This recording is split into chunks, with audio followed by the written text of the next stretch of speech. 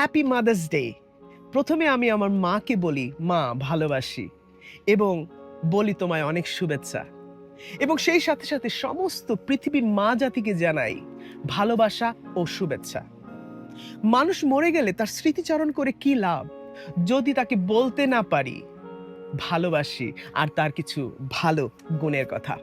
সৃষ্টিকর্তার পর যদি কেউ আপনাকে আমাকে নিঃস্বার্থভাবে ভালোবাসে, সে হলো আপনার মা। আমরা আমাদের ছোটবেলার বেড়ে ওঠার জীবনগুলো হয়তো ভুলে গিয়েছি, কিন্তু আমাদের মা বাবা সেগুলো কখনো ভোলেন না।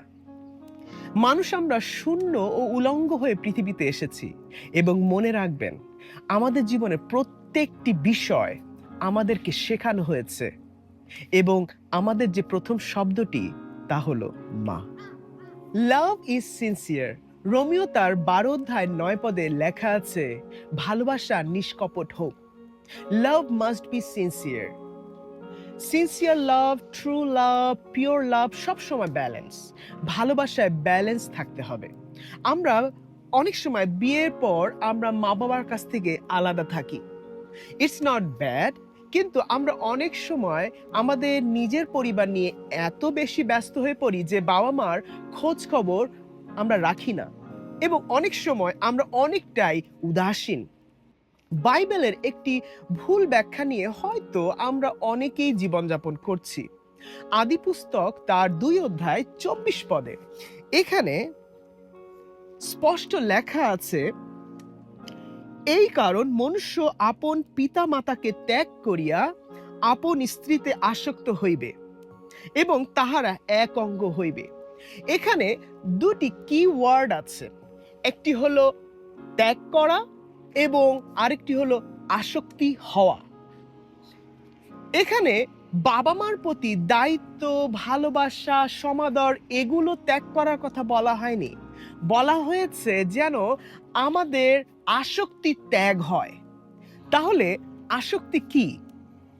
ছোট্ট একটি উদাহরণ দিলে হয়তোবা আমরা খুব ভালো বুঝতে পারবো। একটা ঘটনা মনে পড়ে গেল।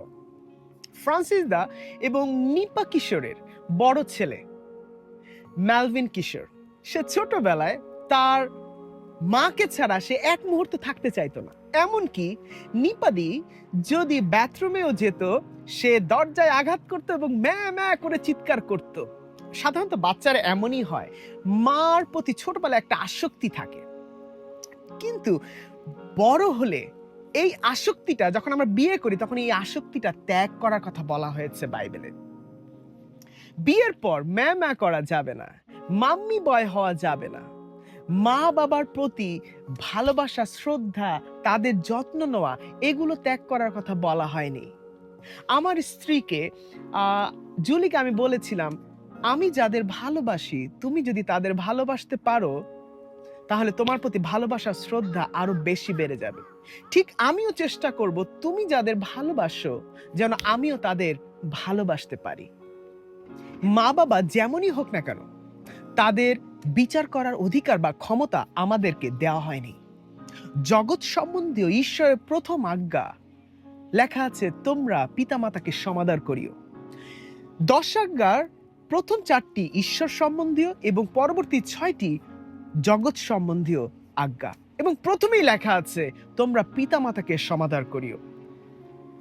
যিশু এসেছেন যেন এই ঈশ্বরের আজ্ঞা বিধান যেন আরো বেশি পূর্ণতা পায় এবং আমরা যেন এর গভীরতা আরো বেশি বুঝতে পারি।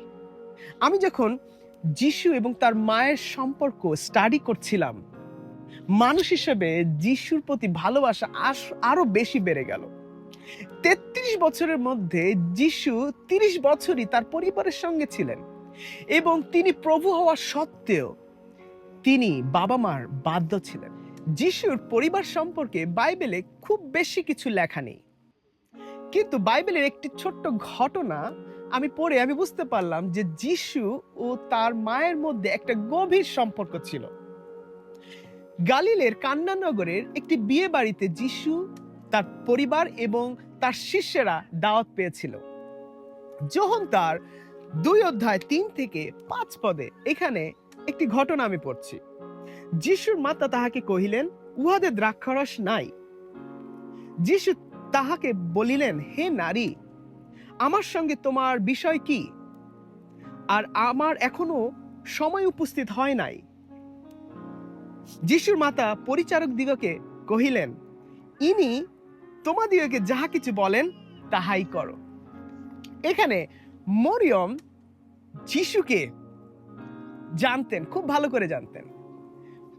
Mariam, she knows Jesus is the Lord, he can do anything, he trusts him and love him.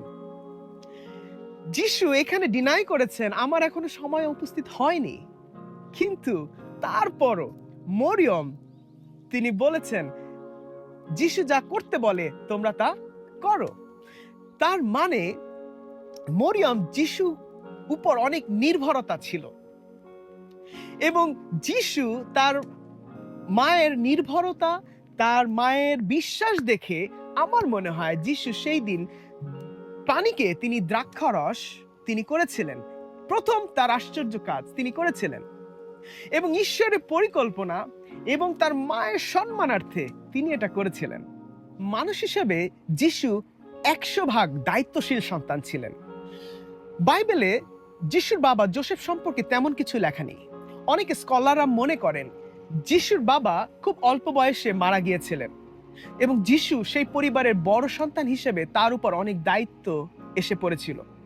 এবং যিশু যখন প্রচন্ড কষ্টে যন্ত্রণায় সেই ক্রুশে তিনি মানুষের পাপ বহন করছিলেন, সেই সময় তিনি তার পরিবারের দায়িত্ব সম্পর্কে ভুলে যাননি।